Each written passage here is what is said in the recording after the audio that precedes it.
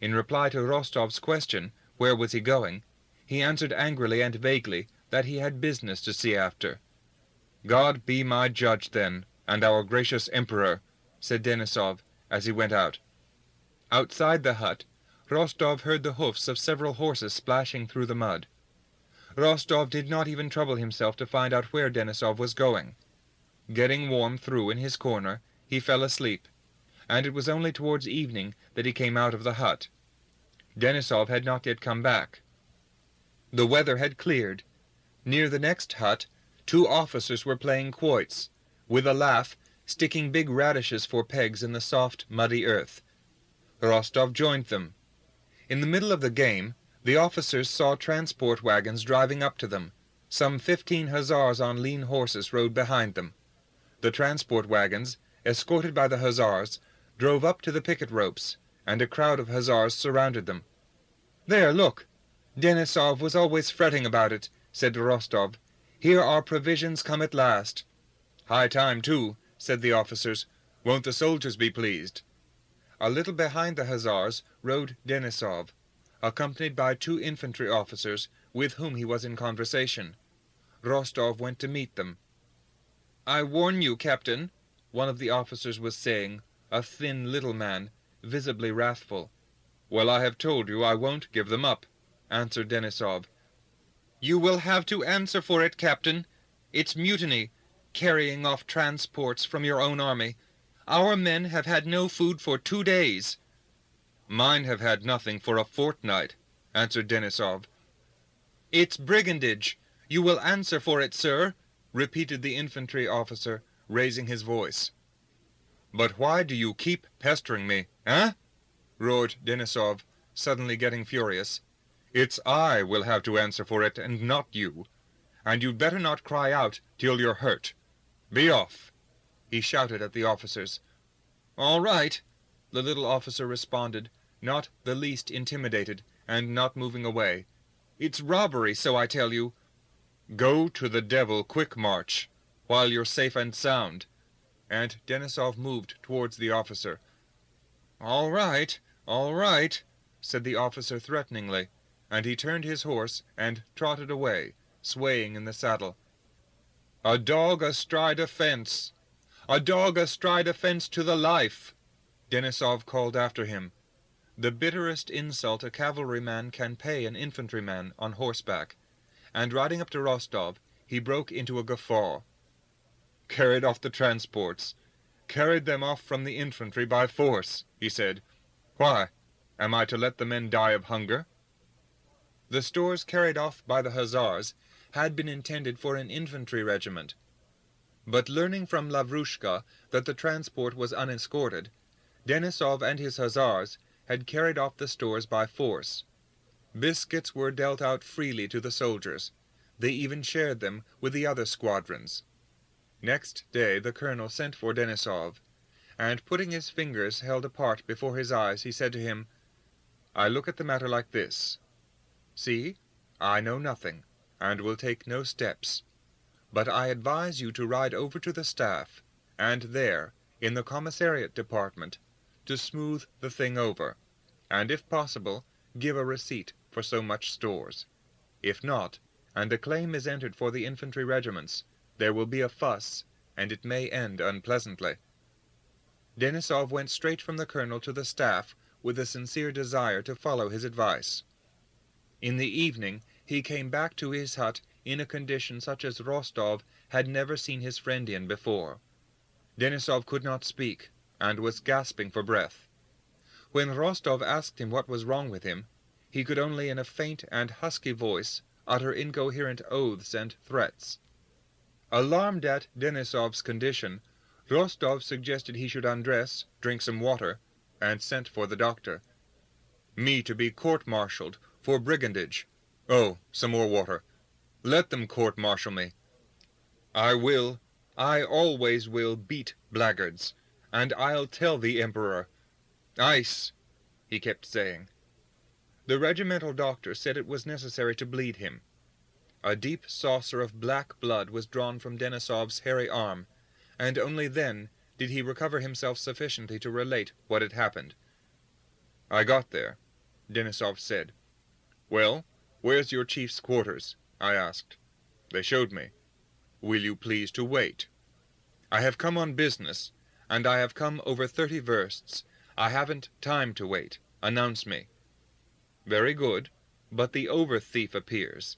He, too, thought fit to lecture me. 'This is robbery,' says he. 'The robber,' said I, 'is not the man who takes the stores to feed his soldiers, but the man who takes them to fill his pockets.' 'Will you please to be silent?' 'Very good.' 'Give a receipt,' says he, 'to the commissioner, but the affair will be reported at headquarters.' I go before the commissioner. I go in. Sitting at the table, who? No, think of it.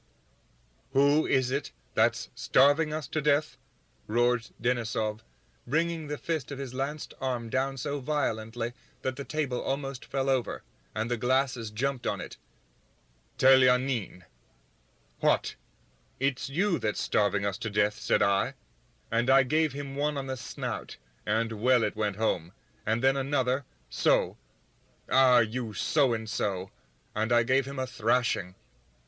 But I did have a bit of fun, though, I can say that, cried Denisov, his white teeth showing in a smile of malignant glee under his black moustaches.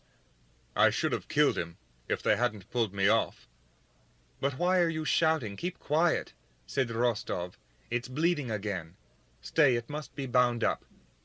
Denisov was bandaged up and put to bed.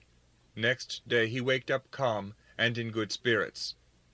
But at midday the adjutant of the regiment came with a grave and gloomy face to the hut shared by Denisov and Rostov, and regretfully showed them a formal communication to Major Denisov from the colonel, in which inquiries were made about the incidents of the previous day.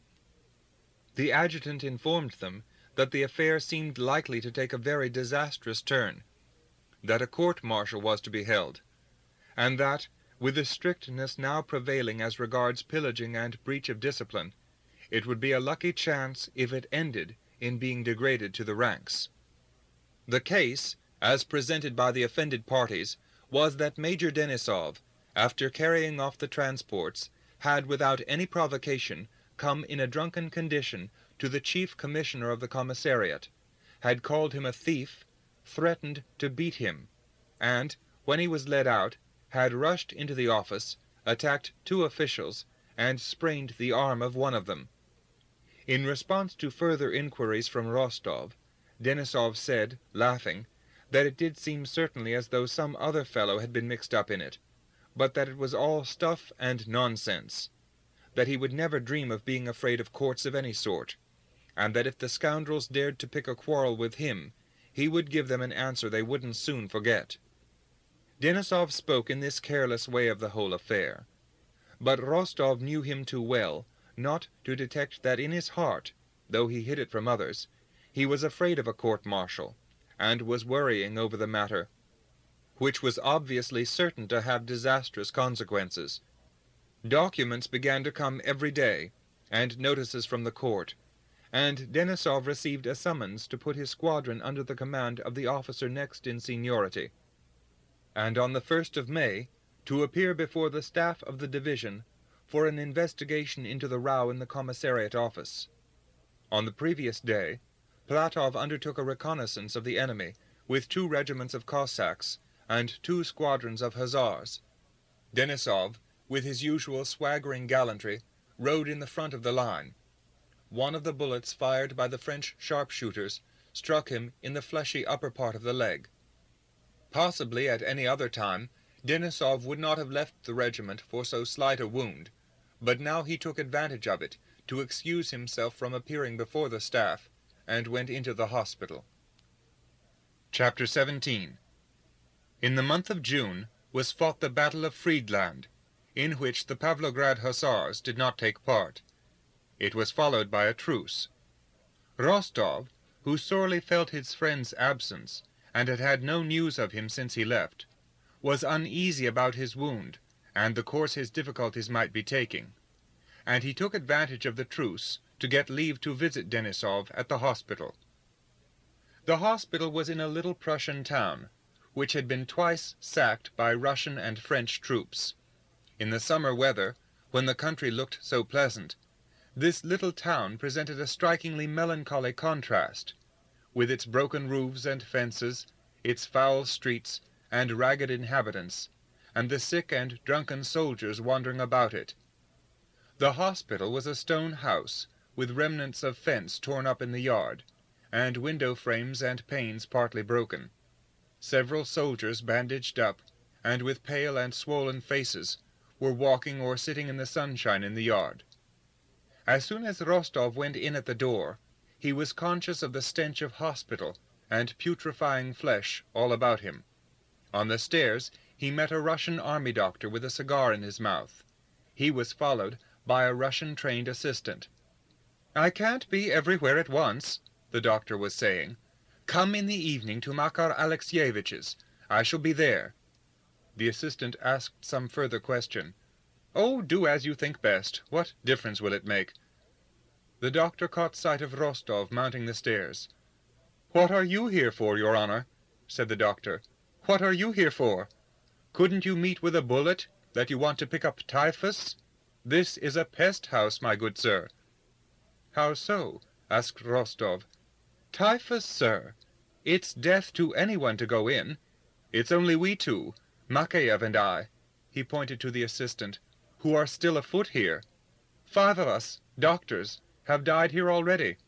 As soon as a new one comes, he's done for in a week," said the doctor, with evident satisfaction. "They have sent for Prussian doctors, but our allies aren't fond of the job." Rostov explained that he wanted to see Major Denisov of the Hussars, who was lying wounded there. "I don't know. Can't tell you, my good sir. Only think. I have 3 hospitals to look after alone, over 400 patients. It's a good thing the Prussian charitable ladies send us coffee and lint, 2 pounds a month, or we should be lost." He laughed. 400, sir, and they keep sending me in fresh cases. It is 400, isn't it, eh?" He turned to the assistant. The assistant looked worried.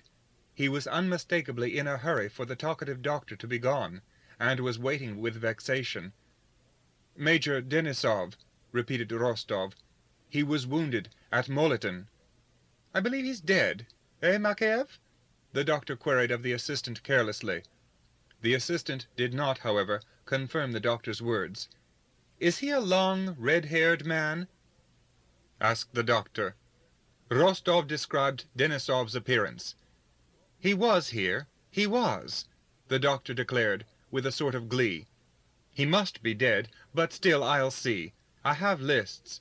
Have you got them, Makeyev?" "The lists are at Makar Alexeyevitch's," said the assistant. "But go to the officers' ward. There you'll see for yourself," he added, turning to Rostov. "Ah, you'd better not, sir," said the doctor, "or you may have to stay here yourself." But Rostov bowed himself away from the doctor, and asked the assistant to show him the way. "Don't blame me afterwards, mind!" the doctor shouted up from the stairs below. Rostov and the assistant went into the corridor. The hospital stench was so strong in that dark corridor that Rostov held his nose, and was obliged to pause to recover his energy to go on. A door was opened on the right, and there limped out on crutches a thin yellow man with bare feet, and nothing on but his underlinen. Leaning against the doorpost, he gazed with glittering, anxious eyes at the persons approaching. Rostov glanced in at the door, and saw that the sick and wounded were lying there on the floor, on straw, and on overcoats. "Can one go in and look?"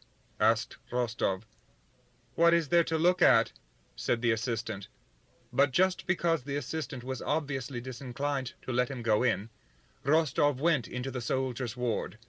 The stench, to which he had grown used a little in the corridor, was stronger here. Here the stench was different. It was more intense, and one could smell that it was from here that it came. In the long room, brightly lighted by the sun in the big window, lay the sick and wounded in 2 rows, with their heads to the wall, leaving a passage down the middle. The greater number of them were unconscious, and took no notice of the entrance of outsiders. Those who were conscious got up, or raised their thin, yellow faces, and all gazed intently at Rostov, with the same expression of hope of help, of reproach, and envy of another man's health. Rostov went into the middle of the room, glanced in at the open doors of adjoining rooms, and on both sides saw the same thing. He stood still, looking round him speechless. He had never expected to see anything like this. Just before him lay, right across the empty space down the middle, on the bare floor, a sick man, probably a Cossack, for his hair was cut round in basin shape. This Cossack lay on his back, his huge arms and legs outstretched. His face was of a purple red, his eyes were quite sunk in his head, so that only the whites could be seen, and on his legs and on his hands, which were still red, the veins stood out like cords. He was knocking his head against the floor, and he uttered some word and kept repeating it. Rostov listened to what he was saying, and distinguished the word he kept repeating. That word was drink, drink, drink. Rostov looked about for someone who could lay the sick man in his place and give him water. "Who looks after the patients here?" he asked the assistant. At that moment a commissariat soldier, a hospital orderly, came in from the adjoining room, and marching in drill step, drew himself up before him. "Good day, Your Honor," bawled this soldier, rolling his eyes at Rostov, and obviously mistaking him for someone in authority. "Take him away. Give him water," said Rostov, indicating the Cossack. "Certainly, Your Honor," the soldier replied complacently, rolling his eyes more strenuously than ever, and drawing himself up, but not budging to do so. "No, there's no doing anything here," thought Rostov, dropping his eyes, and he wanted to get away. But he was aware of a significant look bent upon him from the right side, and he looked round at it. Almost in the corner there was, sitting on a military overcoat, an old soldier with a stern yellow face, thin as a skeleton's, and an unshaved grey beard. He was looking persistently at Rostov. The man next the old soldier was whispering something to him, pointing to Rostov. Rostov saw the old man wanted to ask him something. He went closer, and saw that the old man had only one leg bent under him. The other had been cut off above the knee. On the other side of the old man, at some distance from him, there lay with head thrown back the motionless figure of a young soldier, with a waxen pallor on his snub-nosed and still freckled face, and eyes sunken under the lids. Rostov looked at the snub-nosed soldier, and a shiver ran down his back. "Why, that one seems to be," he said to the assistant. "We've begged and begged, Your Honor," said the old soldier, with a quiver in his lower jaw. "He died early in the morning. We're men, too, not dogs." "I'll see to it directly. They shall take him. They shall take him away," said the assistant hurriedly. "Come, Your Honor." "Let us go. Let us go," said Rostov hastily, and dropping his eyes and shrinking together, trying to pass unnoticed through the lines of those reproachful and envious eyes fastened upon him, he went out of the room. Chapter 18. The assistant walked along the corridor, and led Rostov to the officers' wards, 3 rooms with doors opening between them. In these rooms there were bedsteads. The officers were sitting and lying upon them. Some were walking about the room in hospital dressing gowns. The first person who met Rostov in the officer's ward was a thin little man who had lost one arm. He was walking about the first room in a nightcap and hospital dressing gown, with a short pipe between his teeth. Rostov, looking intently at him, tried to recall where he had seen him. "See where it was God's will for us to meet again," said the little man. "Tushin, do you remember? I brought you along after Schöngraben. They have sliced a bit off me, see," he said, smiling, and showing the empty sleeve of his dressing gown. "Is it Vasily Dmitrievich Denisov you're looking for? A fellow lodger here?" he said, hearing who it was Rostov wanted. Here, here!" And he led him into the next room, from which there came the sound of several men laughing. "How can they live in this place even, much less laugh?" thought Rostov, still aware of that corpse-like smell that had been so overpowering in the soldiers' ward, and still seeing around him those envious eyes following him on both sides, and the face of that young soldier with the sunken eyes. Denisov, covered up to his head with the quilt, was still in bed, though it was 12 o'clock in the day. "Ah, Rostov! How are you? How are you?" he shouted, still in the same voice as in the regiment. But Rostov noticed with grief, behind this habitual briskness and swagger, some new, sinister, smothered feeling that peeped out in the words and intonations and the expression of the face of Denisov. His wound, trifling as it was, had still not healed, though 6 weeks had passed since he was wounded. His face had the same swollen pallor as all the faces in the hospital. But that was not what struck Rostov. What struck him was that Denisov did not seem pleased to see him, and his smile was forced.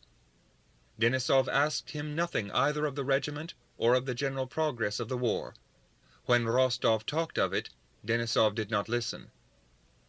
Rostov even noticed that Denisov disliked all reference to the regiment, and to that other free life going on outside the hospital walls. He seemed to be trying to forget that old life, and to be interested only in his quarrel with the commissariat officials. In reply to Rostov's inquiry as to how this matter was going, he promptly drew from under his pillow a communication he had received from the commissioner, and a rough copy of his answer. He grew more eager as he began to read his answer, and specially called Rostov's attention to the biting sarcasm with which he addressed his foes. Denisov's companions in the hospital, who had gathered round Rostov, as a person newly come from the world of freedom outside, gradually began to move away as soon as Denisov began reading his answer. From their faces, Rostov surmised that all these gentlemen had more than once heard the whole story, and had had time to be bored with it. Only his nearest neighbor, a stout Ulan, sat on his pallet bed, scowling gloomily and smoking a pipe, and little one-armed Tushin still listened, shaking his head disapprovingly. In the middle of the reading, the Ulan interrupted Denisov. "What I say is," he said, turning to Rostov, "he ought simply to petition the Emperor for pardon. Just now, they say, there will be great rewards given, and they will surely pardon." "Me petition the Emperor?" said Denisov, in a voice into which he tried to throw his old energy and fire, but which sounded like the expression of impotent irritability. "What for? If I had been a robber, I'd beg for mercy. Why, I'm being called up for trying to show up robbers. Let them try me. I'm not afraid of anyone. I have served my Tsar and my country honestly, and I'm not a thief. And degrade me to the ranks, and... Listen, I tell them straight out, see? I write to them. If I had been a thief of government property... "It's neatly put, no question about it," said Tushin. "But that's not the point, Vasily Dmitrievich." He too turned to Rostov. "One must submit, and Vasily Dmitrievich here won't do it. The auditor told you, you know, that it looks serious for you." "Well, let it be serious," said Denisov. "The auditor wrote a petition for you," Tushin went on, "and you ought to sign it and dispatch it by this gentleman. No doubt he indicated Rostov, has influence on the staff too. You won't find a better opportunity." "But I have said I won't go cringing and fawning," Denisov interrupted, and he went on reading his answer. Rostov did not dare to try and persuade Denisov, though he felt instinctively that the course proposed by Tushin and the other officers was the safest. He would have felt happy if he could have been of assistance to Denisov, but he knew his stubborn will and straightforward, hasty temper. When the reading of Denisov's biting replies, which lasted over an hour, was over, Rostov said nothing, and in the most dejected frame of mind spent the rest of the day in the society of Denisov's companions, who had gathered again around him. He told them what he knew, and listened to the stories told by others. Denisov maintained a gloomy silence the whole evening. Late in the evening, when Rostov was about to leave, he asked Denisov if he had no commission for him. "Yes. Wait a bit," said Denisov. He looked round at the officers, and, taking his papers from under his pillow, he went to the window where there was an inkstand, and sat down to write. "It seems there's no good knocking one's head against a stone wall," said he, coming from the window and giving Rostov a large envelope. It was the petition addressed to the Emperor that had been drawn up by the auditor. In it, Denisov, making no reference to the shortcoming of the commissariat department, simply begged for mercy. "Give it. It seems—" He did not finish, and smiled a forced and sickly smile. Chapter 19. After going back to the regiment and reporting to the colonel the position of Denisov's affairs, Rostov rode to Tilsit with a letter to the Emperor. On the 13th of June, the French and Russian emperors met at Tilsit. Boris Drubetskoy had asked the personage of high rank, on whom he was in attendance, to include him in the suite destined to be staying at Tilsit. "I should like to see the great man," he said, meaning Napoleon, whom he had hitherto, like everyone else, always spoken of as Bonaparte. "You are speaking of Bonaparte?" the general said to him, smiling. Boris looked inquiringly at his general, and immediately saw that this was a playful test. "I am speaking, Prince, of the Emperor Napoleon," he replied. With a smile, the general clapped him on the shoulder. "You will get on," said he, and he took him with him. Boris was among the few present at Niemen on the day of the meeting of the emperors. He saw the raft with the royal monograms, saw Napoleon's progress through the French guards along the further bank, saw the pensive face of the Emperor Alexander as he sat silent in the inn on the bank of the Niemen, waiting for Napoleon's arrival. He saw both the emperors get into boats, and Napoleon, reaching the raft first, walked rapidly forward, and meeting Alexander, give him his hand. Then both the emperors disappeared into a pavilion. Ever since he had entered these higher spheres, Boris had made it his habit to keep an attentive watch on what was passing round him, and to note it all down. During the meeting of the emperors at Tilsit, he asked the names of the persons accompanying Napoleon, inquired about the uniforms they were wearing, and listened carefully to the utterances of persons of consequence. When the emperors went into the pavilion, he looked at his watch, and did not forget to look at it again when Alexander came out. The interview had lasted an hour and 53 minutes. He noted this down that evening among other facts, which he felt were of historical importance. As the emperor's suite were few in number, to be present at Tilsit at the meeting of the emperors was a matter of great consequence for a man who valued success in the service, and Boris, when he succeeded in obtaining this privilege, felt that his position was henceforth perfectly secure. He was not simply known, he had become an observed and familiar figure. On 2 occasions he had been sent with commissions to the emperor himself, so that the emperor knew him personally, and all the court no longer held aloof from him, as they had done at first, considering him a new man, and would even have noticed his absence with surprise if he had been away. Boris was lodging with another adjutant, the Polish Count Zieliński.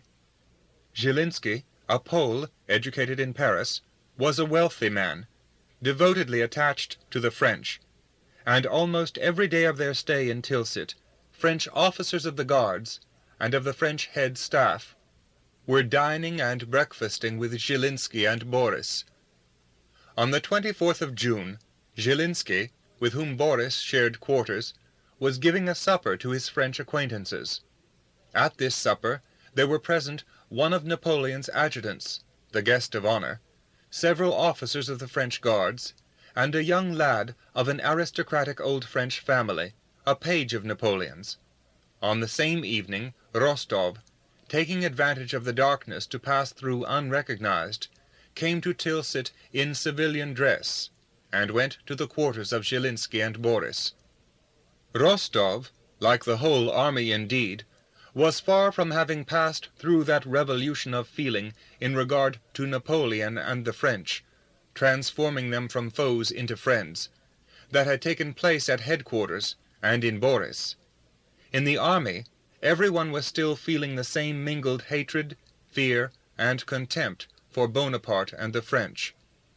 Only recently Rostov had argued with an officer of Platov's Cossacks the question whether if Napoleon were taken prisoner he was to be treated as an emperor or as a criminal. Only a little while previously Rostov had met a wounded French colonel on the road, and had maintained to him with heat that there could be no peace concluded between a legitimate emperor and the criminal Bonaparte. Consequently, it struck Rostov as strange to see French officers in Boris's quarters wearing the uniforms at which he was used to looking with very different eyes from the line of pickets. As soon as he caught sight of a French officer, that feeling of war, of hostility, which he always experienced at the sight of the enemy, came upon him at once. He stood still on the threshold, and asked in Russian whether Drubetskoy lived there. Boris, hearing a strange voice in the passage, went out to meet him. For the first moment when he recognized Rostov, his face betrayed his annoyance. "Ah, that's you. Very glad to see you," he said, however, smiling and moving towards him. But Rostov had detected his first impulse. "I have come at a bad time, it seems," said he. "I shouldn't have come, but it's on a matter of importance," he said coldly. "No, I was only surprised at your getting away from the regiment. I will be with you in a moment," he said in a reply to a voice calling him. "I see I have come at a bad time," repeated Rostov. The expression of annoyance had by now vanished from Boris's face. Evidently having reflected and made up his mind how to act, he took him by both hands with marked composure, and led him into the next room. Boris's eyes, gazing serenely and unflinchingly at Rostov, seemed as it were veiled by something, as though a sort of screen, the blue spectacles of conventional life, had been put over them. So it seemed to Rostov. "Oh, please, don't talk nonsense, as if you could come at a wrong time," said Boris. Boris led him into a room where supper was laid, introduced him to his guests, mentioning his name, and explaining that he was not a civilian, but an officer in the Hussars, and his old friend. "Count Zhilinsky, Count N.N., Captain S.S., he said, naming his guests. Rostov looked frowning at the Frenchman, bowed reluctantly, and was mute. Zhilinsky was obviously not pleased to receive this unknown Russian outsider into his circle, and said nothing to Rostov. Boris appeared not to notice the constraint produced by the newcomer, and with the same amiable composure, and the same veiled look in his eyes with which he had welcomed Rostov, he endeavored to enliven the conversation. With characteristic French courtesy, one of the French officers turned to Rostov, as he sat in stubborn silence, and said to him that he had probably come to Tilsit to see the Emperor. "No, I came on business," was Rostov's short reply. Rostov had been out of humor from the moment when he detected the dissatisfaction on the face of Boris, and as is always the case with persons who are ill-humored, it seemed to him that everyone looked at him with hostile eyes, and that he was in everyone's way. And in fact he was in everyone's way, and he was the only person left out of the general conversation as it sprang up again. "And what is he sitting on here for?" was the question asked by the eyes of the guests turned upon him. He got up and went up to Boris. "I'm in your way, though," he said to him in an undertone. "Let us have a talk about my business, and I'll go away." "Oh, no, not the least," said Boris. "But if you are tired, come to my room and lie down and rest." "Well, really." They went into the little room where Boris slept. Rostov, without sitting down, began speaking at once with irritation, as though Boris were in some way to blame in the matter. He told him of Denisov's scrape, asking whether he would and could, through his general, intercede with the Emperor in Denisov's favor, and through him present the letter. When they were alone together, Rostov was for the first time distinctly aware that he felt an awkwardness in looking Boris in the face. Boris, crossing one leg over the other, and stroking the slender fingers of his right hand with his left, listened to Rostov, as a general listens to a report presented by a subordinate, at one time looking away, at the next looking Rostov straight in the face, with the same veiled look in his eyes. Every time he did so, Rostov felt ill at ease, and dropped his eyes. "I have heard of affairs of the sort, and I know that the Emperor is very severe in such cases. I think it had better not be taken before His Majesty. To my mind, it would be better to apply directly to the commander of the corps. But, generally speaking, I believe—" "Then you don't care to do anything, so say so," Rostov almost shouted, not looking Boris in the face. Boris smiled. "On the contrary, I will do what I can, only I imagine—" At that moment they heard the voice of Zhilinsky at the door, calling Boris. "Well, go along, go, said Rostov, and refusing supper and remaining alone in the little room, he walked up and down for a long while, listening to the light-hearted French chatter in the next room. Chapter 20. Rostov had arrived at Tilsit on the day least suitable for interceding in Denisov's behalf.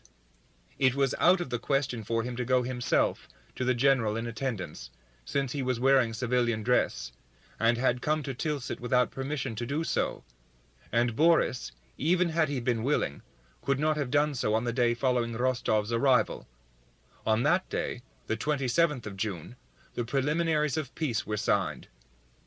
The emperors exchanged orders. Alexander received the Legion of Honor, and Napoleon the Order of St. André of the first degree. And that day had been fixed for the dinner to be given by a battalion of French Guards to the Preobrazhensky battalion. The emperors were to be present at this banquet. Rostov felt so uncomfortable and ill at ease with Boris that when the latter peeped in at him after supper he pretended to be asleep, and the next day he left early in the morning to avoid seeing him. In a frock coat and round hat, Nikolai strolled about the town, staring at the French and their uniforms, examining the streets and the houses where the Russian and the French emperors were staying. In the marketplace he saw tables set out and preparations for the banquet. In the streets he saw draperies hung across with flags of the Russian and French colors, and huge monograms of A and N. In the windows of the houses, too, there were flags and monograms.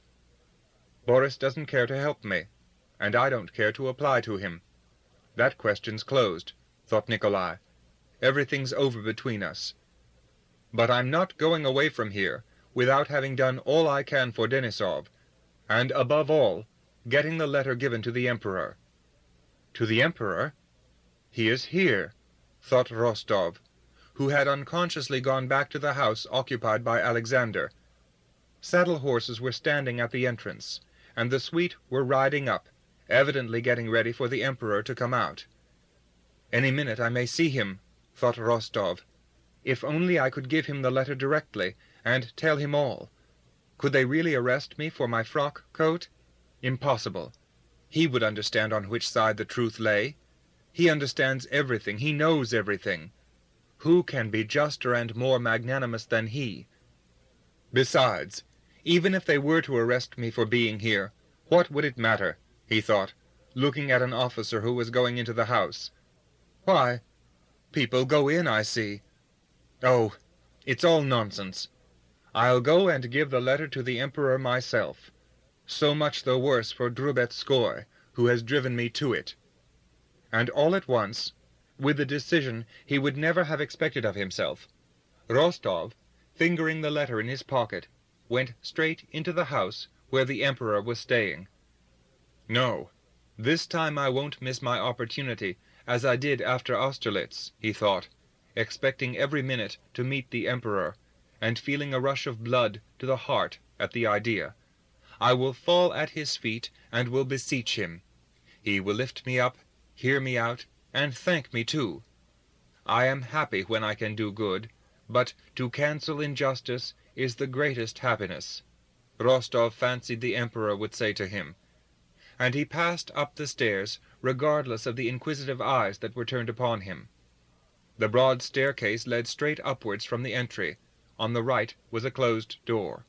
Below, under the stairs, was a door to the rooms on the ground floor. "Whom are you looking for?" someone asked him. "To give a letter, a petition to His Majesty," said Nikolai, with a quiver in his voice. "A petition? To the officer on duty. This way, please." He was motioned to the door below. "Only it won't receive attention." Hearing this indifferent voice, Rostov felt panic-stricken at what he was doing. The idea that he might meet the Emperor at any minute was so fascinating, and consequently so terrible, that he was ready to fly. But an attendant, meeting him, opened the door to the officer's room for him, and Rostov went in.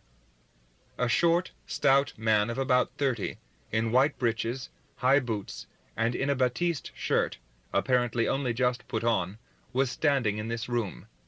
A valet was buttoning behind him some fine-looking, new, silk-embroidered braces, which for some reason attracted Rostov's notice. The stout man was conversing with someone in the adjoining room. "A good figure, and in her first bloom," he was saying, but seeing Rostov he broke off and frowned. "What do you want? A petition?" "What is it?" asked someone in the next room. "Another petition," answered the man in the braces. "Tell him to come later. He'll be coming out directly. We must go." Later, tomorrow. It's too late." Rostov turned away and would have gone out, but the man in the braces stopped him. "From whom is it? Who are you?" "From Major Denisov," answered Rostov. "Who are you? An officer?" "A lieutenant, Count Rostov." "What audacity! Send it through the proper channel. And go along with you, go!" And he began putting on the uniform the valet handed him. Rostov went out into the hall again, and noticed that by this time there were a great many officers and generals in full dress, and he had to pass through their midst. Cursing his temerity, ready to faint at the thought that he might any minute meet the Emperor, and be put to shame before him and placed under arrest.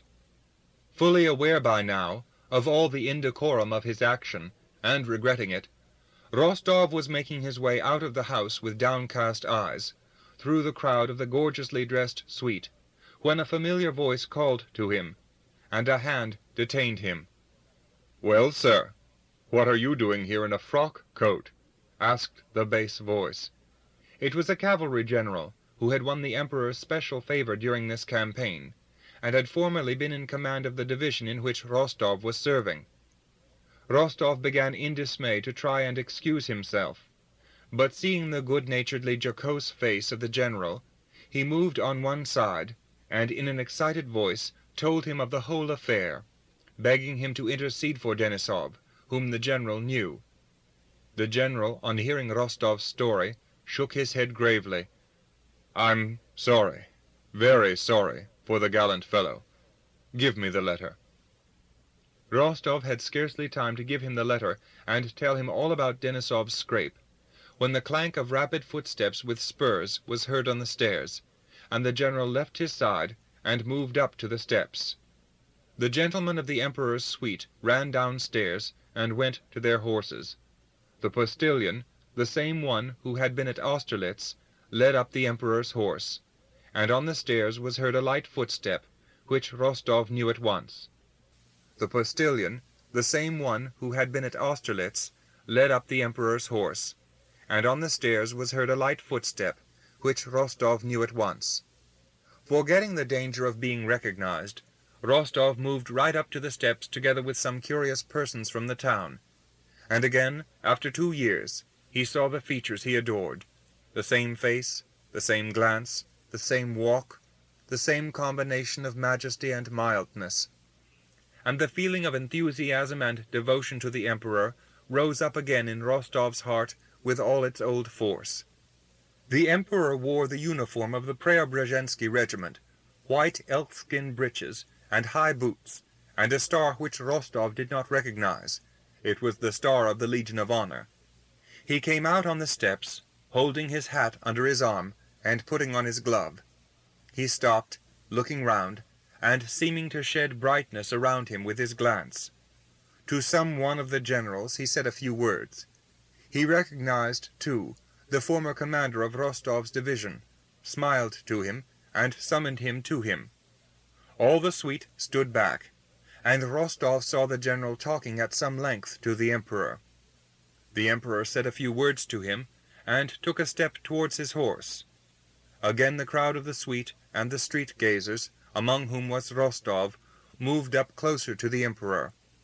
Standing still with his hand on the saddle, the Emperor turned to the cavalry general and said aloud, with the obvious intention of being heard by all, "I cannot, General, and I cannot because the law is mightier than I am."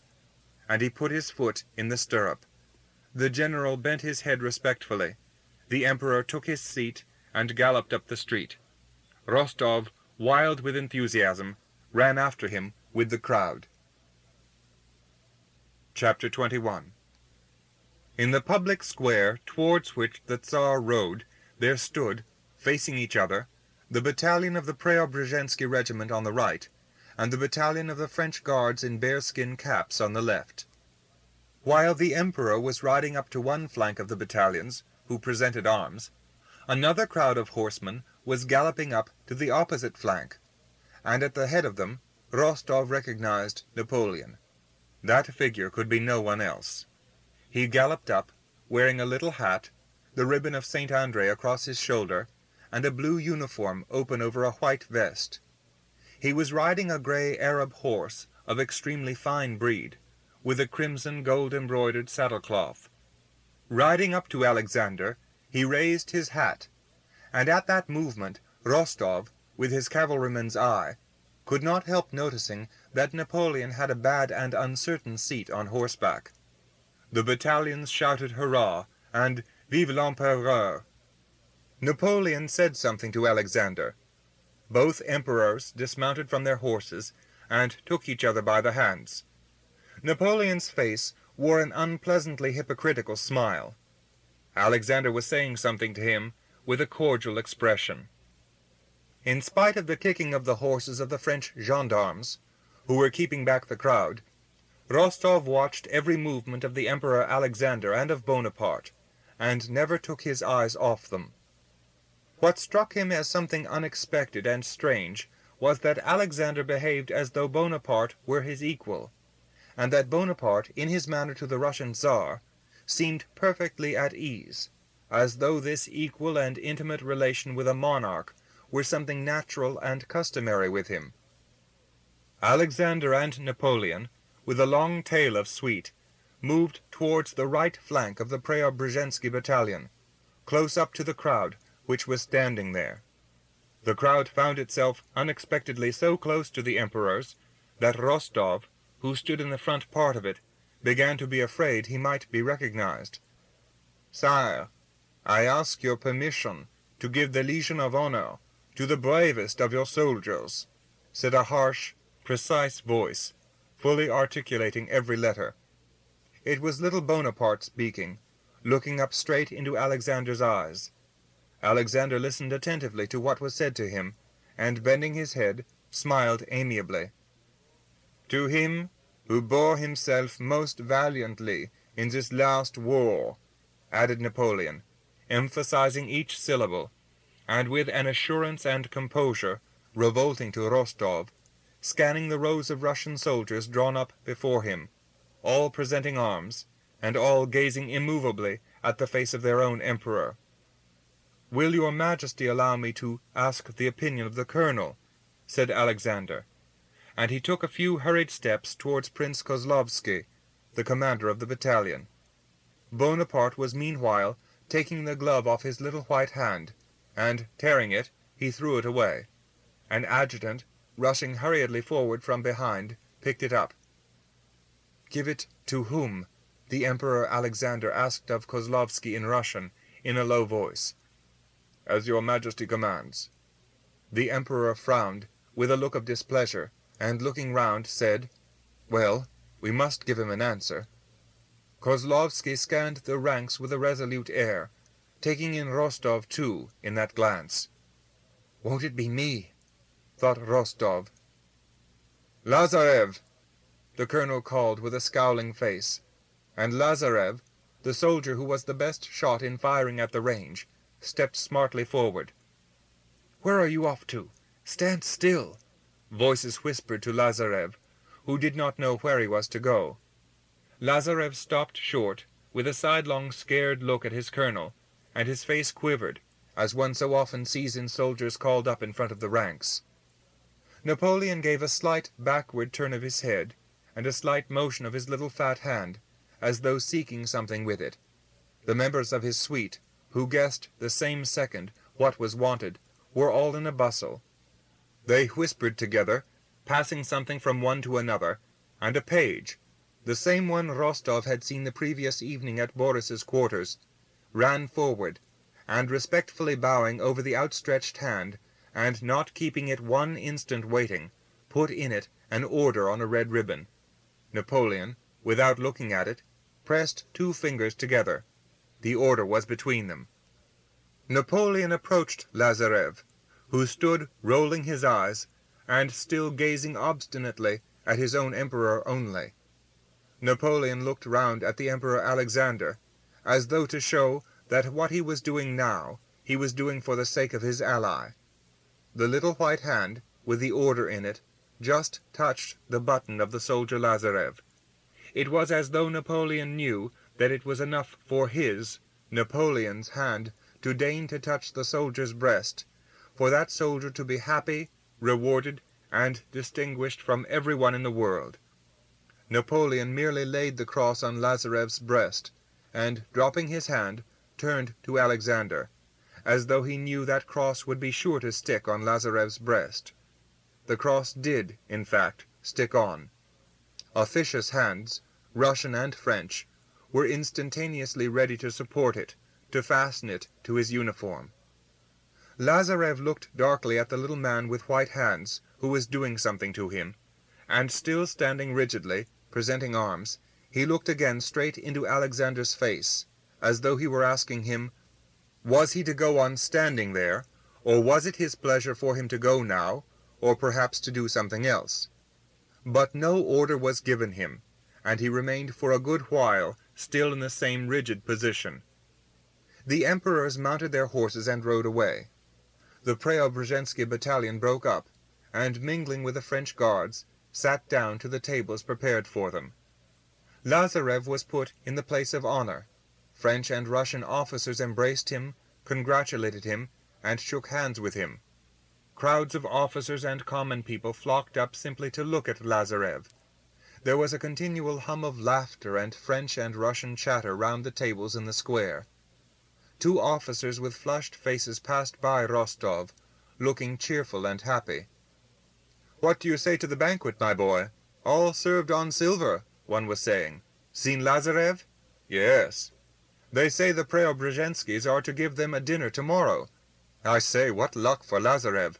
1,200 francs pension for life." "Here's a cap, lads," cried a Preobrazhensky soldier, putting on a French soldier's fur cap. "It's awfully nice, first rate." "Have you heard the watchword?" said an officer of the guards to another. "The day before yesterday it was, Napoleon, France, bravoure. Today it's, Alexandre, Russie, grandeur. One day our emperor gives it, the next day Napoleon. Tomorrow the emperor is to send the St. George to the bravest of the French guards. Can't be helped. Must respond in the same way." Boris, with his comrade Zhilinsky, had come too to look at the banquet. On his way back, Boris noticed Rostov, who was standing at the corner of a house. "Rostov, good day. We haven't seen each other," he said, and could not refrain from asking him what was the matter, so strangely gloomy and troubled was the face of Rostov. "Nothing, nothing. answered Rostov. "Are you coming in?" "Yes." Rostov stood a long while in the corner, looking at the fete from a distance. His brain was seething in an agonizing confusion, which he could not work out to any conclusion. Horrible doubts were stirring in his soul. He thought of Denisov, with his changed expression, his submission, and all the hospital, with torn-off legs and arms, with the filth and disease. So vividly he recalled that hospital smell of corpse, that he looked round to ascertain where the stench came from. Then he thought of that self-satisfied Bonaparte, with his white hands, treated now with cordiality and respect by the Emperor Alexander. For what, then, had those legs and arms been torn off, those men been killed? Then he thought of Lazarev rewarded, and Denisov punished and unpardoned. He caught himself in such strange reflections that he was terrified at them. Hunger, and the savory smell of the Preobrazhensky dinner, roused him from this mood. He must get something to eat before going away. He went to a hotel which he had seen in the morning. In the hotel he found such a crowd of people, and of officers who had come as he had in civilian dress, that he had difficulty in getting dinner. 2 officers of his own division joined him at table. The conversation naturally turned on the peace. The 2 officers, Rostov's comrades, like the greater part of the army, were not satisfied with the peace concluded after Friedland. They said that had they kept on a little longer, it would have meant Napoleon's downfall, that his troops had neither provisions nor ammunition. Nikolai ate in silence and drank heavily. He finished 2 bottles of wine by himself. The inward ferment working within him still fretted him, and found no solution. He dreaded giving himself up to his thoughts, and could not get away from them. All of a sudden, on one of the officers saying that it was humiliating to look at the French, Rostov began shouting with a violence that was quite unprovoked, and consequently greatly astounded the officers. "And how can you judge what would be best?" he shouted, with his face suddenly suffused with a rush of blood. "How can you judge of the action of the Emperor? What right have we to criticize him?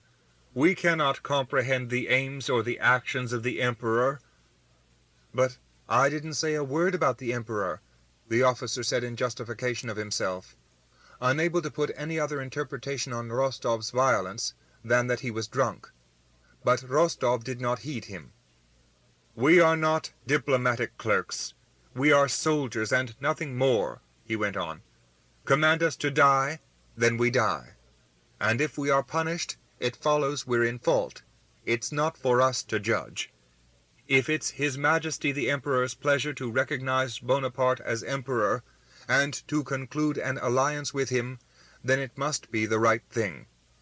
If we were once to begin criticizing and reasoning about everything, nothing would be left wholly to us. In that way we shall be saying there is no God. Nothing," cried Nikolai, bringing his fist down on the table. His remarks seemed utterly irrelevant to his companions, but followed quite consistently from the train of his own ideas. "It's our business to do our duty, to hack them to pieces, and not to think. That's all about it," he shouted. "And to drink," put in one of the officers, who had no desire to quarrel. "Yes, and to drink," assented Nikolai. "Hi, you there! Another bottle!" he roared. Part 3.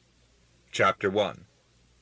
In the year 1808, the Emperor Alexander visited Erfurt for another interview with the Emperor Napoleon, and in the highest Petersburg society a great deal was said of the great significance of this meeting.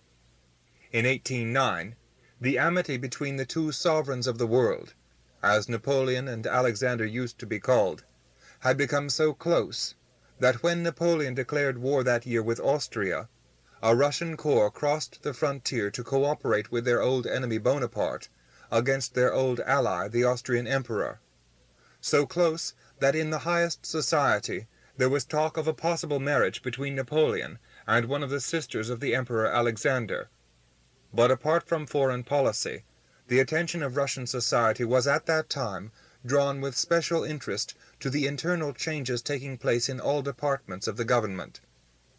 Life, meanwhile, the actual life of men with their real interests of health and sickness, labor and rest, with their interests of thought, science, poetry, music, love, affection, hatred, passion, went its way, as always, independently, apart from the political amity or enmity of Napoleon Bonaparte, and apart from all possible reforms. Prince Andrei had spent 2 years without a break in the country.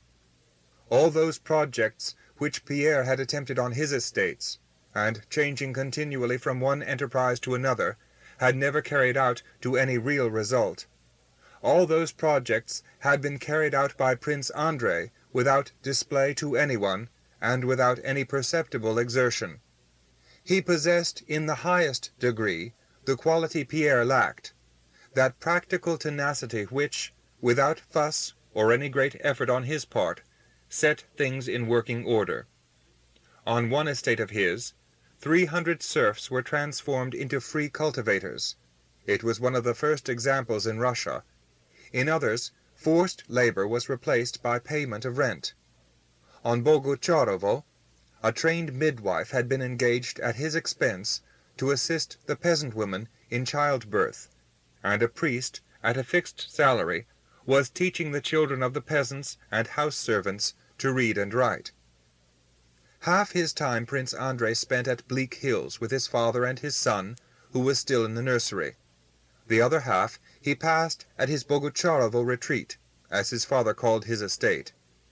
In spite of the indifference to all the external events of the world that he had shown to Pierre, he studiously followed them, received many books, and, to his own surprise, when people coming fresh from Petersburg, the very vortex of life, visited him or his father, he noticed that those people, in knowledge of all that was passing in home and foreign politics, were far behind him, though he had never left the country. Besides looking after his estates, and much general reading of the most varied kind, Prince Andrei was busily engaged at this time upon a critical survey of our 2 late disastrous campaigns, and the composition of a proposal for reforms in our army rules and regulations. In the spring of 1809, Prince Andrei set off to visit the Ryazan estates, the heritage of his son, whose trustee he was. Warmed by the spring sunshine, he sat in the carriage, looking at the first grass, the first birch leaves, and the first flecks of white spring clouds floating over the bright blue of the sky. He was thinking of nothing, but looking about him, light-hearted and thoughtless. They crossed the ford where he had talked with Pierre a year before.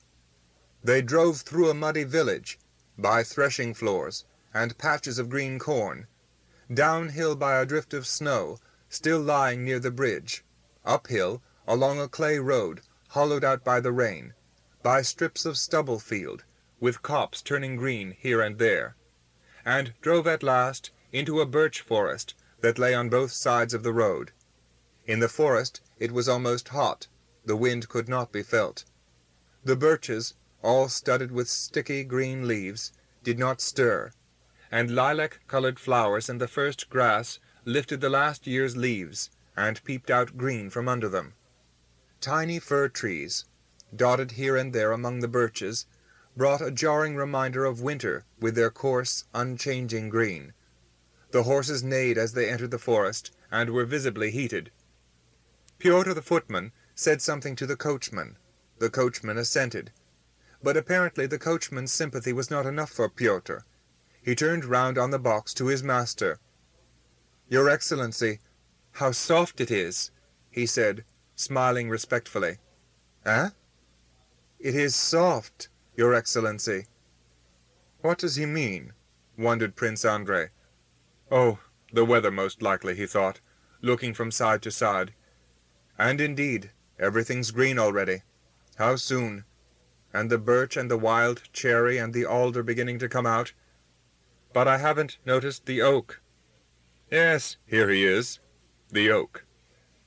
At the edge of the wood stood an oak, probably 10 times the age of the birch trees that formed the bulk of the forest. It was 10 times the thickness and twice the height of any birch tree.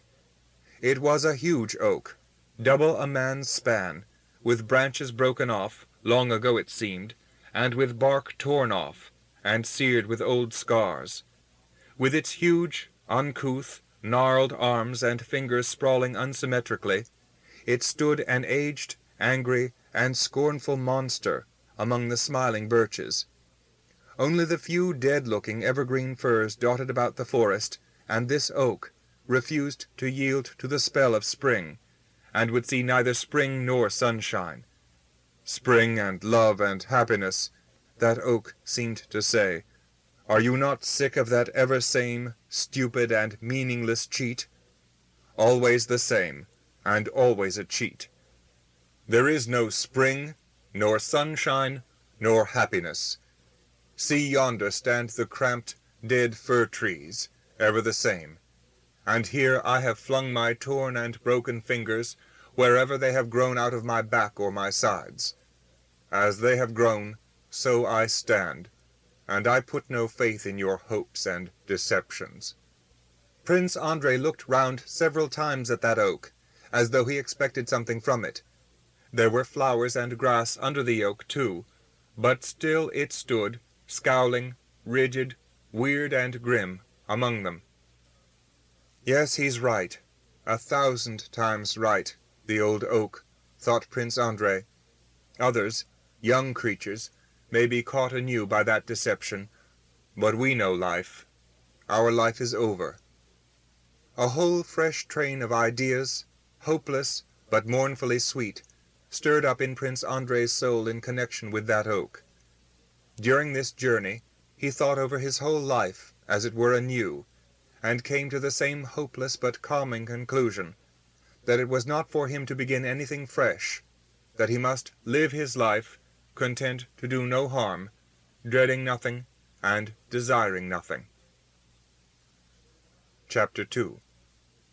Prince Andrei's duties as trustee of his son's Ryazan estates necessitated an interview with a marshal of the district. This marshal was Count Ilya Andreevich Rostov, and in the middle of May Prince Andrei went to see him. It was by now the hot period of spring. The forest was already in full leaf. It was dusty, and so hot that at the sight of water one longed to bathe. Prince Andrei drove along the avenue leading to the Rostovs' house at Otradnoy, depressed and absorbed in considering what questions he must ask the marshal about his business. Behind some trees on the right he heard merry girlish cries, and caught sight of a party of girls running across the avenue along which his coach was driving. In front of all the rest there ran towards the coach a black-haired, very slender, strangely slender, black-eyed girl in a yellow cotton gown. On her head was a white pocket-handkerchief, from under which strayed locks of her loose hair. The girl was shouting something, but perceiving a stranger, she ran back laughing without glancing at him. Prince Andrei for some reason felt a sudden pang. The day was so lovely, the sun so bright, everything round him so gay, and that slim and pretty girl knew nothing of his existence, and cared to know nothing, and was content and happy in her own life, foolish doubtless, but gay and happy and remote from him. What was she so glad about? What was she thinking of? Not of army regulations, not of the organization of the Ryazan rent-paying peasants. What is she thinking about, and why is she so happy? Prince Andrei could not help wondering with interest. Count Ilya Andreevich was living in the year 1809 at Otradnoy, exactly as he had always done in previous years, that is to say, entertaining almost the whole province with hunts, theatricals, dinner parties, and concerts. He was delighted to see Prince Andrei, as he always was to see any new guest, and almost forced him to stay the night. Prince Andrei spent a tedious day, entertained by his elderly host and hostess, and the more honored among the guests, of whom the Count's house was full in honor of an approaching name-day. Several times in the course of it, Bolkonsky glanced at Natasha, continually laughing and full of gaiety among the younger members of the company, and asked himself each time, "What is she thinking of? What is she so glad about?" In the evening, alone in a new place, he was for a long while unable to sleep. He read for a time, then put out his candle, and afterwards lighted it again. It was hot in the bedroom with the shutters closed on the inside. He felt irritated with this foolish old gentleman, so he mentally called Count Rostov, who had detained him, declaring that the necessary deeds had not yet come from the town, and he was vexed with himself for staying. Prince Andrei got up and went to the window to open it. As soon as he opened the shutter, the moonlight broke into the room as though it had been waiting a long while outside on the watch for this chance. He opened the window. The night was fresh and bright and still. Just in front of the window stood a row of pollard trees, black on one side, silvery bright on the other. Under the trees were rank, moist, bushy, growing plants of some kind, with leaves and stems touched here and there with silver. Further away, beyond the black trees, was the roof of something glistening with dew. To the right was a great leafy tree, with its trunk and branches brilliantly white, and above it the moon, almost full, in a clear, almost starless spring sky. Prince Andrei leaned his elbow on the window, and his eyes rested on that sky. His room was on the second story. There were people in the room over his head, and awake too. He heard girls chatter overhead. "Only this once more," said a girlish voice, which Prince Andrei recognized at once. "But when are you coming to bed?" answered another voice. "I'm not coming. I can't sleep. What's the use?" "Come, for the last time." Two feminine voices sang a musical phrase, the finale of some song. "Oh, it's exquisite. Well, now go to sleep, and there's an end of it." "You go to sleep, but I can't," responded the first voice, coming nearer to the window. She was evidently leaning right out of the window, for he could hear the rustle of her garments, and even her breathing. All was hushed and stonily still, like the moon and its lights and shadows. Prince Andrei dared not stir for fear of betraying his unintentional presence. "Sonia! Sonia!"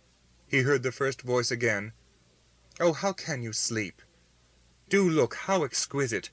Oh, how exquisite! Do wake up, Sonia," she said, almost with tears in her voice. "Do you know such an exquisite night has never been before?" Sonia made some reluctant reply. "No, do look, what a moon! Oh, how lovely it is! Do come here. Darling, precious, do come here. There, do you see? One has only to squat on one's heels like this, see? And to hold one's knees, as tight as one can, give a great spring, and one would fly away, like this, see? Mind, you'll fall." He heard sounds of a scuffle, and Sonia's voice in a tone of vexation. "Why, it's past 1 o'clock." "Oh, you only spoil it all for me. Well, go to bed then, go along." All was hushed again, but Prince Andrei knew she was still sitting there. He heard at times a soft rustle, and at times a sigh. "Oh, my God, what does it mean?" she cried suddenly. "To bed then, if it must be so," and she closed the window with a slam. "And nothing to do with my existence," thought Prince Andrei, while he had been listening to her talk, for some reason hoping and dreading she might say something about him. And she again, as though it were on purpose, he thought. All at once there stirred within his soul such a wholly unexpected medley of youthful hopes and ideas, running counter to the whole tenor of his life, that he made haste to fall asleep, feeling incapable of seeing clearly into his own state of mind. Chapter 3. Next day Prince Andrei took leave of the Count alone, and set off on his way home, without waiting for the ladies to appear. It was the beginning of June when Prince Andrei, on his return journey, drove again into the birch forest, in which the old, gnarled oak had made upon him so strange and memorable an impression. The ringing of the bells did not carry so far now in the forest as 6 weeks before. Everything was fully out, thick and shut in, and the young firs, dotted about the forest, did not break the general beauty, but, subdued to the same character as the rest, were softly green with their feathery bunches of young needles. The whole day had been hot. A storm was gathering, but only a small rain cloud had sprinkled the dust on the road and the sappy leaves. The left side of the forest was dark, lying in shadow. The right side, glistening with raindrops, gleamed in the sunlight, faintly undulating in the wind. Everything was in flower. The nightingales twittered and caroled, now close, now far away. Yes, it was here, in this forest, I saw that oak, with whom I was in sympathy, thought Prince Andrei. But where is he? He thought again, as he gazed at the left side of the road, and all unaware and unrecognizing, he was admiring the very oak he was seeking. The old oak, utterly transformed, draped in a tent of sappy dark green, basked faintly, undulating in the rays of the evening sun. Of the knotted fingers, the gnarled excrescences, the aged grief and mistrust, nothing was to be seen. Through the rough, century-old bark, where there were no twigs, leaves had burst out so sappy, so young, that it was hard to believe that aged creature had borne them. Yes, that is the same tree, thought Prince Andrei, and all at once there came upon him an irrational, spring feeling of joy and of renewal. All the best moments of his life rose to his memory at once. Austerlitz, with that lofty sky, and the dead, reproachful face of his wife, and Pierre on the ferry, and the girl, thrilled by the beauty of the night, and that night and moon, it all rushed at once into his mind. No, life is not over at 31, Prince Andrei decided all at once, finally and absolutely. It's not enough for me to know all there is in me. Everyone must know it too. Pierre and that girl who wanted to fly away into the sky. Everyone must know me, so that my life may not be spent only on myself. They must not live so apart from my life. It must be reflected in all of them, and they must all share my life with me. On getting home after his journey, Prince Andrei made up his mind to go to Petersburg in the autumn, and began inventing all sorts of reasons for this decision. A whole chain of sensible, logical reasons, making it essential for him to visit Petersburg, and even to re-enter the service, was at every moment ready at his disposal. He could not indeed comprehend now how he could ever have doubted of the necessity of taking an active share in life. Just as a month before, he could not have understood how the idea of leaving the country could ever occur to him. It seemed clear to him that all his experience of life would be wasted and come to naught, if he did not apply it in practice, and take an active part in life again. He could not understand, indeed, how, on the basis of such poor arguments, it could have seemed so incontestable to him that he would be lowering himself, if after the lessons he had received from life, he were to put faith again in the possibility of being useful, and in the possibility of happiness and of love. Reason now gave its whole support to the other side. After his journey to Ryazan, Prince Andrei began to weary of life in the country. His former pursuits ceased to interest him, and often, sitting alone in his study, he got up, and went to the looking-glass and gazed a long while at his own face. Then he turned away to the portrait of Liza, who, with her curls tied up à la grecque, looked gaily and tenderly out of the gold frame at him. She did not now say those terrible words to him. She looked curiously and merrily at him, and clasping his hands behind him, Prince Andrei would walk a long while up and down his room, frowning and smiling by turns, as he brooded over those irrational ideas that could not be put into words, and were secret as a crime, the ideas connected with Pierre, with glory, with the girl at the window, with the oak, with woman's beauty and love, which had changed the whole current of his life. And if anyone came into his room at such moments, he would be particularly short, severely decided, and disagreeably logical. "Mon cher," Princess Maria would say, coming in at such a moment, "Nikolushka cannot go out for a walk today. It is very cold." If it were hot, Prince Andrei would answer his sister with peculiar dryness on such occasions, then he would go out with only his smock on. But as it is cold, you must put on him warm clothes that have been designed for that object. That's what follows from its being cold, and not staying at home when the child needs fresh air, he would say, with an exaggerated logicality, as it were punishing someone for that secret, illogical element working within him. On such occasions, Princess Maria thought what a chilling effect so much intellectual work had upon men. Chapter 4. Prince Andrei arrived in Petersburg in the August of 1809. It was the period when the young Speransky was at the zenith of his fame, and his reforms were being carried out with the utmost vigor. In that very month, the Tsar was thrown out of his carriage, hurt his foot, and was laid up for 3 weeks at Peterhof, seeing Speransky every day and no one else.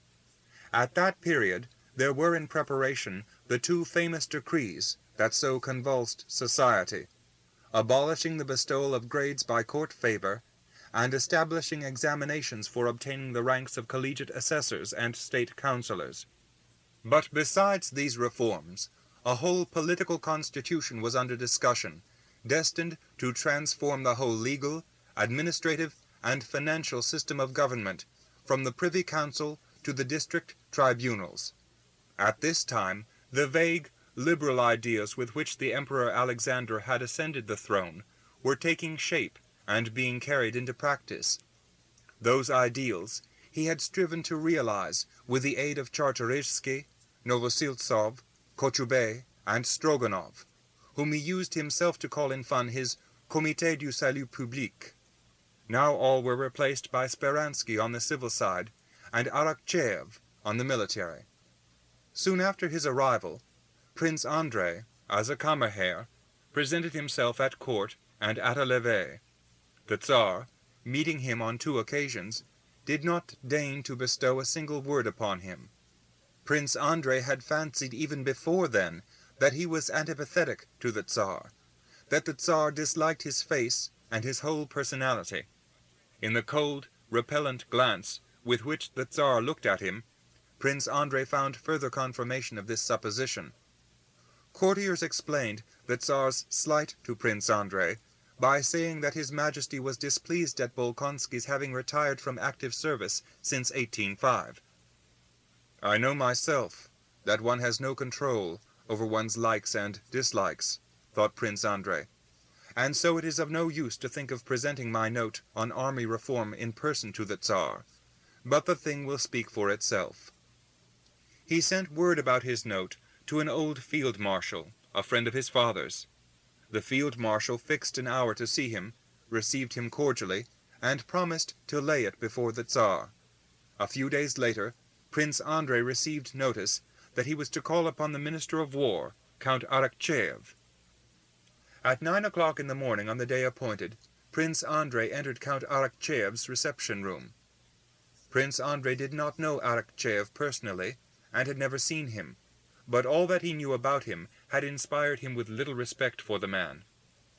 He is the Minister of War, a person the Tsar trusts, and no one need have any concern with his personal qualities. He has been commissioned to look at my note, consequently he is the only person who can get it adopted, thought Prince Andrei, as he waited among many persons of importance and unimportance in Count Arakcheev's anteroom. During the years of his service, for the most part as an adjutant, Prince Andrei had seen the anterooms of many great personages, and the various characteristic types of such anterooms were very readily recognized by him. Count Arakcheev's anteroom had quite a special character. The faces of the persons of no consequence, who were awaiting their turns for an audience with Count Arakcheev, betrayed a feeling of humiliation and servility. The faces of those of superior rank all wore an expression of general discomfort, concealed under a mask of ease and ridicule, of themselves and their position, and the person they were waiting to see. Some of them walked up and down, plunged in thought. Others were laughing and whispering together, and Prince Andrei caught the nickname Sila Andreich, Sila meaning force or violence, and the words, "The governor'll give it you," referring to Count Arakcheev. One general, a person of great consequence, unmistakably chagrined at being kept waiting so long, sat with crossed legs, disdainfully smiling to himself. But as soon as the door opened, all faces instantly betrayed one feeling only: terror. Prince Andrei asked the adjutant on duty to mention his name again, but he received a sarcastic stare, and was told his turn would come in due course. After several persons had been let in and let out of the minister's room by the adjutant, an officer was admitted at the dreadful door, whose abject and panic-stricken face had struck Prince Andrei. The officer's audience lasted a long while. Suddenly the roar of a harsh voice was heard through the door, and the officer, with a white face and trembling lips, came out, and, clutching at his head, crossed the anteroom. After that, Prince Andrei was conducted to the door, and the adjutant, in a whisper, said, "To the right, at the window." Prince Andrei went into a plain, neat study, and saw at the table a man of 40 with a long waist, with a long, closely cropped head, deep wrinkles, scowling brows over brown-green, dull eyes, and a red, overhanging nose. Arakcheev turned his head towards him without looking at him. "What is it you are petitioning for?" asked Arakcheev. "There is nothing that I am petitioning for, Your Excellency," Prince Andrei pronounced softly. Arakcheev's eyes turned to him. "Sit down," said Arakcheev. "Prince Bolkonsky?" "I have no petition to make, but His Majesty the Tsar has graciously sent to Your Excellency a note submitted by me." "Be so good as to see, my dear sir. I have read your note," Arakcheev interrupted, uttering only the first words civilly, again looking away from him, and relapsing more and more into a tone of grumbling contempt. "Is it new army regulations you propose? There are regulations in plenty. No one will carry out the old ones. Nowadays everyone's drawing up regulations. It's easier writing than doing." "I have come by the desire of His Majesty the Tsar to learn from Your Excellency how you propose to deal with my project," said Prince Andrei courteously.